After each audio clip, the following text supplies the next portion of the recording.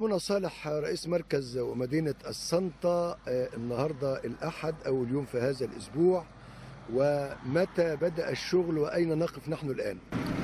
بسم الله الرحمن الرحيم. ازيك يا استاذ شاكر؟ اهلا بحضرتك واهلا بالساده المشاهدين. احنا طبعا عندنا حمله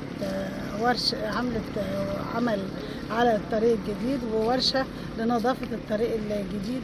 طبعا دي طبقا لتعليمات معالي الوزير الدكتور طارق، الاهتمام بكل الطرق سواء الطرق الرئيسيه والطرق السريعه والطرق الداخليه. فاحنا بالفعل عندنا ورشه عمل النهارده على الطريق، مجمعين كل الوحدات القرويه بالمعدات بتاعتهم عشان تعمل نظافه عامه للطريق طبعا، ورفع اي قمامه موجوده بيه وغسل البلدرات والارصفه اللي موجوده عليه. بالنسبه لنا احنا طبعا العمل في النظافه بالذات متواصل 24 ساعه. احنا عندنا ورديه من الساعه 1 للساعه 8 الصبح، ومن الساعه 8 للساعه 1 بالليل 3 ورديات تليها. فاحنا عمليه النظافه ورفع القمامه والمخلفات من الشوارع بتكون موجوده على مستوى 24 ساعه. فاحنا دلوقتي حضرتك هنا وفي كذا فريق عمل مقسمينها قطاعات عشان يتم يعني الاداء على اكمل وجه.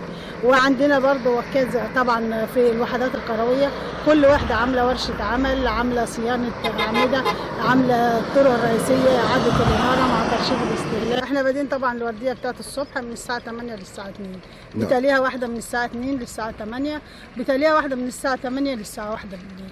فاحنا بنغطي ال 24 ساعه طبعا عشان المدينه تظهر بالمظهر اللائق، عشان ما يكونش فيه اي مخلفات في الشوارع.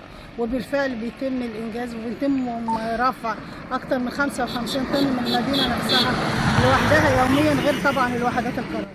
أستاذة منى، هذا الطريق الجديد طنطا السنطة زفتة وصل لحد السنطة، لكن المحور اللي بياخد من هذا الطريق لحد المدينة لحد البنزينة اللي هناك أخباره إيه؟ طبعا الطريق ده طريق حيوي جدا جدا، مختصر المسافه بين طنطا وبين السنطه، مختصر المسافه بين طنطا وبين زفته، ولما يستكمل هيختصر المسافه الداخليه على الطريق الرئيسي لان هو هيربط بالدائري في طنطا في زفته. اما بالنسبه طبعا للجزء اللي هو نازل على مدينه السنطه من اول مدخل كفركلا، فبالفعل تم رصفه على مرحلتين.